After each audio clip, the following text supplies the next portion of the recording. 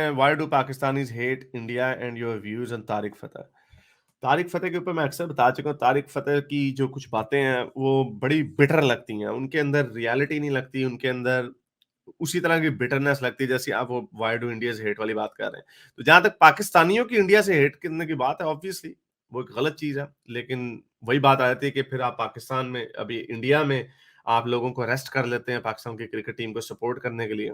जो लोग अच्छे जेस्चर्स देते हैं आप उनको भी पेलना शुरू कर देते हैं, दोनों साइड के लोग। तो ये वो वजह वजह है। और पाकिस्तानी जो और अवाम जो होती है बड़ी बेवकूफ होती है।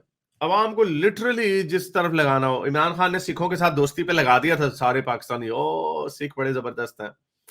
और अगर वही कुछ सीख कि आप बॉलीवुड की उधर से फिल्म बना रहे हैं जो पाकिस्तान का झंडा जला रहा हो या जो भी कर रहा हो, सो ये उनके खिलाफ भी हो जाएंगे। सो अवाम बड़े बेवकूफ होते हैं, इनके जज्बात को तीली लगाना बड़ा आसान काम होता है, बहुत आसान होता है। तो ये क्लीशे सी बात है कि पॉलिटिशियंस यूज करते हैं, लेकिन पॉलिटिशियंस भी सर्कमस्टांसिस के मोहताज होते हैं। अब पॉलिटिशियंस भी, अब एक पाकिस्तान का एक स्टांस रहा है 1948 से 47 से कश्मीर के ऊपर। अब कौन वो ड्रॉप करेगा?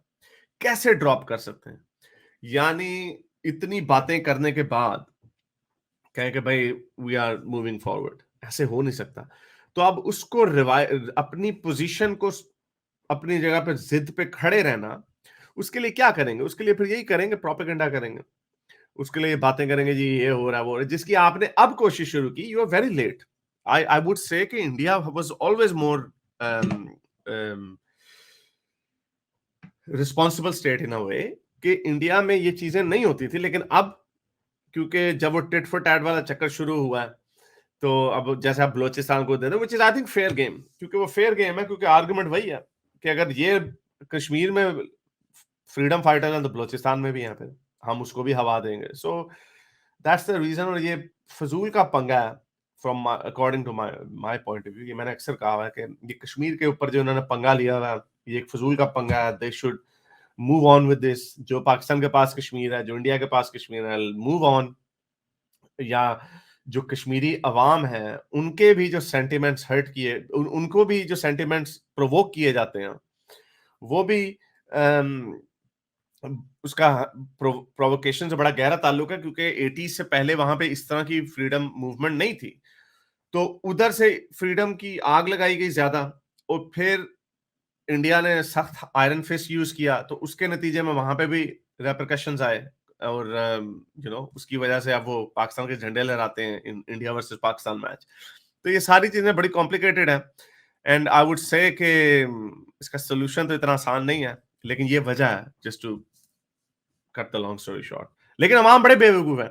आज इमरान खान लगना है ना जफ्फी डाले मोदी के साथ, मैसेजेस इस तरह के डालें, कोई अच्छे अच्छे मैसेज भेजें कि हमने जी उनको कोरोना के मास्क भेज दिए, तो उन्होंने वैक्सीन भेज दी, इंडिया पाकिस्तान भाई भाई, मोस्ट फेवरेट नेशन, तो फलां लोग हाँ हाँ हाँ अमन की आशा नारा मारने लग जाएंगे। People people are very stupid. Malik कह रहे हैं, मलिक इसके ऊपर मैंने बड़ी डिटेल से वीडियोस बनाई हुई हैं, कश्मीर के ऊपर भी मेरी विजन, मेरा जो व्यू है इसके ऊपर भी रिव्यू हुआ है। आप कह रहे हैं कि अगर आप यूएन की रेजोल्यूशन के हिसाब से जाएं, international community point of view, Kashmir and Balochistan nowhere near it.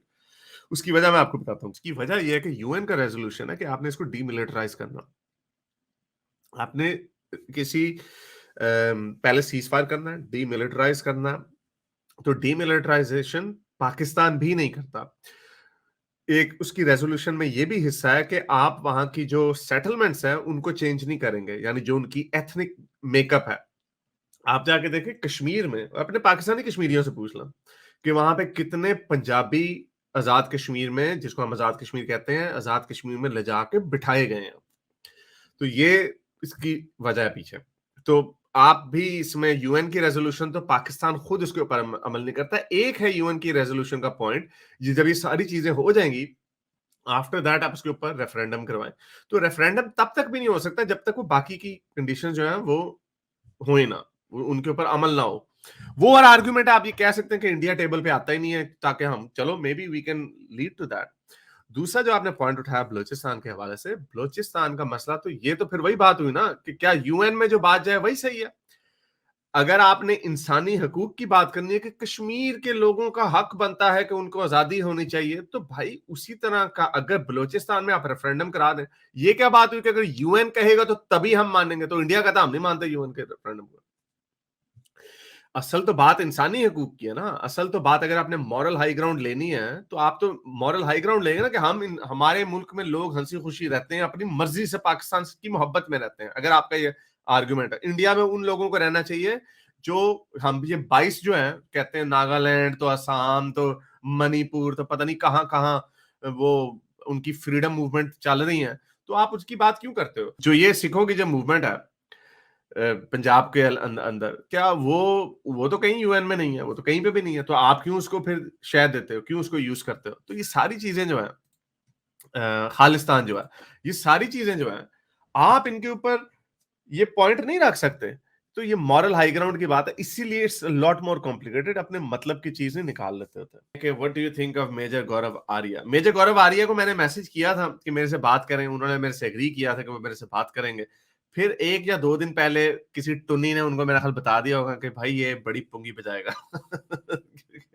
क्योंकि मैंने काफ़ी बातें रखी हुई थी, जो मैंने उनसे पूछनी थी। मैं obviously not in a hostile manner, मैंने उनसे हॉस्टिलिटी में बात नहीं करनी थी। जो उनके बड़े कुछ इस तरह के बयानात जो हैं, जो बयान जिस तरह के देते हैं कि ओ जी पाकिस्तान में ये होगा तो सही होगा, या इस तरह की मैं नहीं चाहता पाकिस्तान कभी बेहतर हो, कुछ इस तरह के उन्होंने मुझे याद नहीं है, उनके कुछ इस तरह के बड़े अजीब से बयानात हैं।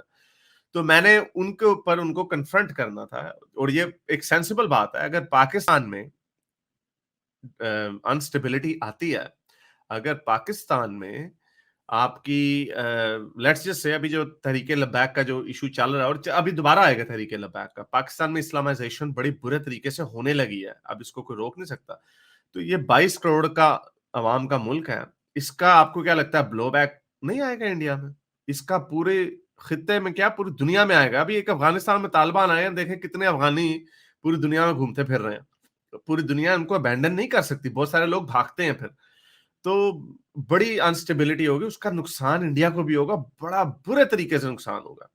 तो पाकिस्तान को डिस्टेबलाइज करना या ये ख्वाहिश रखना कि पाकिस्तान अनस्टेबल हो जाए, ये किसी के हक में नहीं है। सो इस तरह की कुछ बातें हैं उनकी, उन्होंने कुछ इस तरह की ट्वीट्स की हुई हैं जो were factually incorrect about some atrocities जो हुई थी, कुछ रेप हुए थे कश्मीर में, जिनको ह्यूमन राइट्स वॉच जो इंटरनेशनल ऑर्गेनाइजेशन है उन्होंने उनको वेरीफाई किया हुआ है। तो उन्होंने कुछ इस तरह की बातें की हुई, I would have spoken to him on that. तो शायद वो उन्होंने इस वजह से मेरे से बात नहीं की, उनको किसी टुन्नी ने बता दिया होगा कि भाई ये अगर आप इसको समझते हैं कि इस्लाम के खिलाफ बात करता है, तो ये तारिक फतह बन जाएगा कि हर वो बात करूंगा जो जिसमें पाकिस्तान गलत ही दिखता है, क्योंकि Pakistan is a complicated country. Pakistan की कुछ चीजें सही भी हैं, पाकिस्तान की कुछ चीजें गलत भी हैं, जैसा कि हमारा स्टांस कश्मीर के ऊपर, क्योंकि अगर वो कश्मीर पे अप्लाई करना तो आपको you have to apply that on Balochistan as well. और कुछ बड़ी इशू इस्लामाइजेशन है पाकिस्तान में, इस और लेकिन पाकिस्तान की एक प्रोटो डेमोक्रेसी भी है। तो ये बहुत सारी अच्छी चीजें, जो ये बड़े सिंपल लोग होते हैं जो समझते हैं कि either something is totally good और समथिंग इज टोटली बैड। तभी वो आपको इंडिया के जो नेशनलिस्ट होंगे वो भारत जिंदाबाद, उनको भारत की कोई बात बुरी नजर ही नहीं आएगी। और इसी तरह पाकिस्तान के लोग वो भी इसी तरह की बातें करेंगे। तो जो it's a lot more complex, लेकिन ये बेचारे सिंपल माइंडेड लोगों की निशानियां हैं। मेरे इस नेक काम को जारी रखने के लिए मुझे पेपैल या पेट्रियन पे जरूर सपोर्ट कीजिए, ताकि मैं अपना पैगाम ज्यादा से ज्यादा लोगों तक पहुंचा सकूं।